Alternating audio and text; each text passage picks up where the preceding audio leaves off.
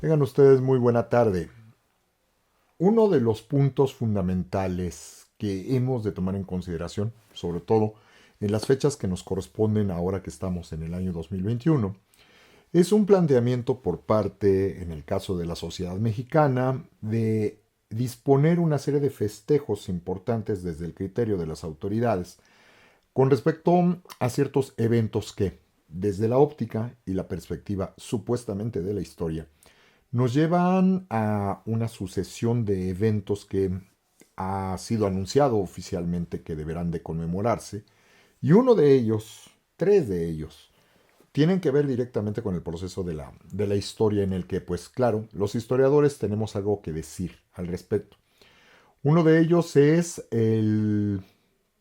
segundo centenario de la consumación de la independencia. Hay muchas cosas que discutir al respecto. Um, Toma en cuenta algo un poco más certero con respecto a lo que fue el supuesto bicentenario del inicio de la independencia del año de 1810,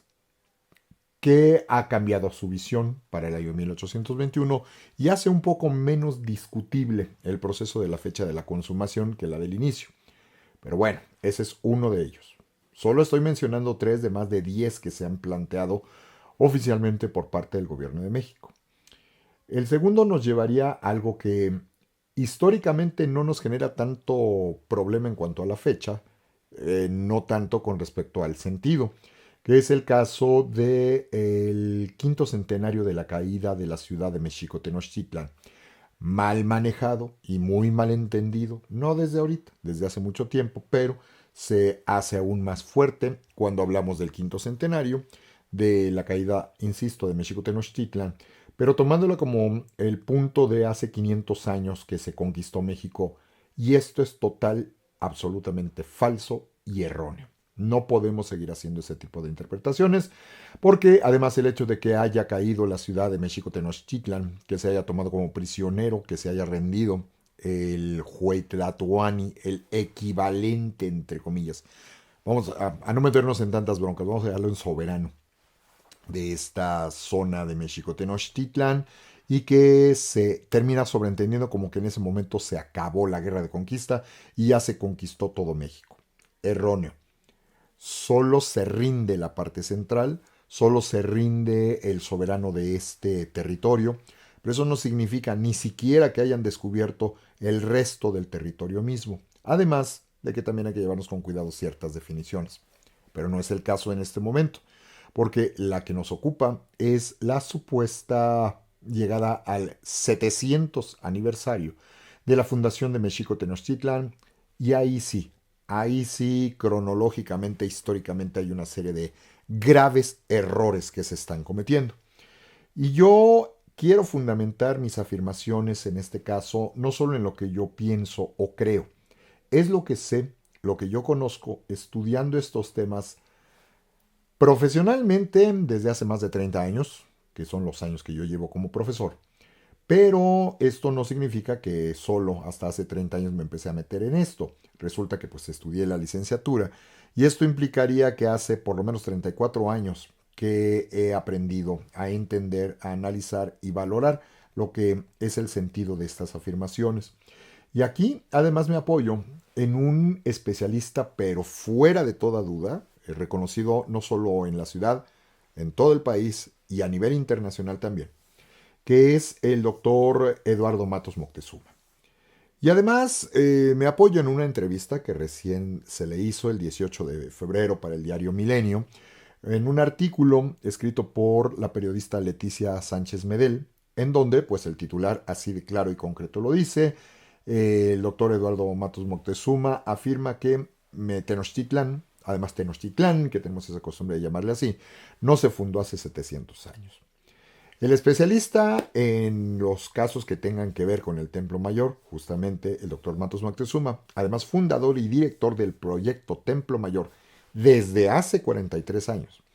insistió en que las evidencias históricas y arqueológicas señalan que la fundación empata más bien con el año de 1325, no el de 1321. Y el hecho de querer imponer, literalmente así lo dice él, esto desde el grupo en el gobierno, pues implica que estemos yendo en contra de lo que los testimonios y la evidencia histórica nos dicen. Y aquí voy a citar lo que en este artículo referido dice directamente el doctor Matos. Es una manera de manipular la historia. Es un deseo de querer empatar estas fechas para que coincidan en 2021. No está basado en nada. Hay varias fechas, pero en la que más coinciden los códices es en el año de 1325. En 2019, cuando diversos especialistas nos reunimos en el Templo Mayor para discutir el tema, se dijo que una ciudad, y ojo con esto, se dijo que una ciudad no nacía de la noche a la mañana, que es producto de un largo proceso como el caso de Tenochtitlan. La fecha de 1321 que ellos manejan no aparece por ningún lado, no hay ni siquiera base o alguna crónica que la mencione. Y este sería el fin de cita de lo que dice directamente el doctor Matos Moctezuma. Incluso él mismo refiere que fue invitado por el propio gobierno tanto de la Ciudad de México como el gobierno del país,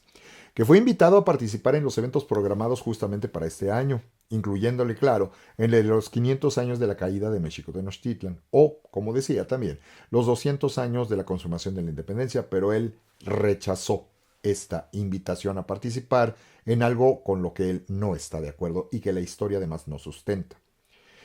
El doctor Matos constantemente insiste con fundamento histórico y arqueológico que la historia del surgimiento de la ciudad de México Tenochtitlan va aparejada de procesos muy complejos que implica la necesidad de comprender la cosmovisión y la ideología de los, además, por si algo nos faltará, mal llamados aztecas y con mayor corrección, mexicas.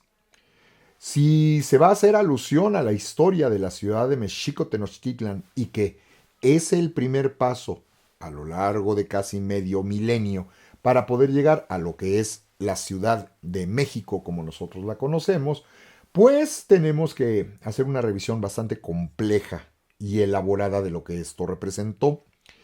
Y para esto, solo por mencionar unos simples ejemplos que nos permite entender cómo se va a construir la idea de lo que debe de ser una ciudad dentro de esta visión, debería entonces hablarse de la historia narrada para hacer referencia a lo que ocurre aquí, narrada en la tira de la peregrinación o Códice Boturini, con la llegada de los mexicas a tierras de los tecpanecas o azcapotzalcas, como mejor lo identificamos nosotros. De ahí pasar a la famosa fundación de México Tenochtitlan y México Tlatelolco y posteriormente al proceso de la mal llamada, quiero insistir en esto, mal llamada conquista de México, pues no puede extrapolarse el sometimiento de una región a la totalidad de lo que nosotros identificamos en época contemporánea como nuestro país,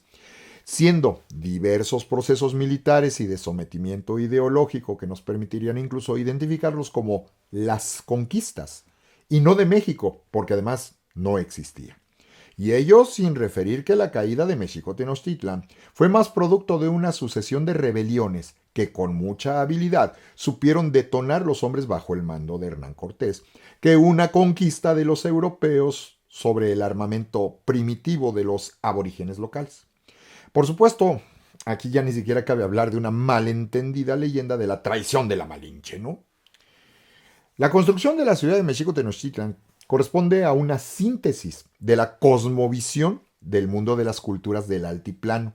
con elementos que coinciden con la respectiva visión cosmogónica y cosmológica que explican a las culturas mesoamericanas. Por cierto, Mesoamérica, un concepto nacido hasta la década de los 40 del siglo XX. La fundación de la ciudad responde mucho más a la idea mítica de una especie de tierra prometida otorgada a un pueblo elegido, que tiene fundamentos muy a la europea cuando se analiza con las herramientas de la historiografía occidental, como lo fundamentan especialistas como el doctor Jesús Alfonso Mendiola Mejía, de la Escuela Nacional de Antropología e Historia y de la Universidad Iberoamericana, y el doctor Guy Rosat Dupeirón, de la Escuela Nacional de Antropología y de la Universidad de Jalapa, que además yo tuve el privilegio de que ambos fueran maestros míos en el posgrado. Desprendido de estos puntos de vista, se construye el ideal de una ciudad, además, cuya orientación no cuadra con la visión tradicional occidental, con el norte en la parte superior de los mapas, sino propiamente al oriente, lo que hace lógica con lo que los mapas y nosotros mismos decimos cuando referimos a que nos orientamos como sinónimo de ubicarnos, opuesto al concepto de estar norteados o perdidos, como suele utilizarse comúnmente en la parte central de México. Por lo tanto, si vamos a comenzar a hablar de lo que es la historia de la Ciudad de México y su fundación misma, ya de entrada, punto número uno, no hay elementos históricos para afirmar que son el año de 1321. Y si no nos ponemos de acuerdo con el año, pues hablar además de una fecha en concreto menos tiene lógica ni sentido.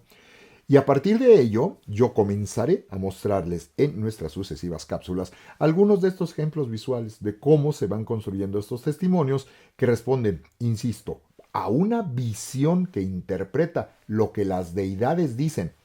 obviamente desde la perspectiva de los grupos gobernantes, y que van a coincidir en el trazo de esta ciudad como nosotros lo vamos a identificar y lo tendremos hasta nuestros días. Muchísimas gracias, que tengan muy buena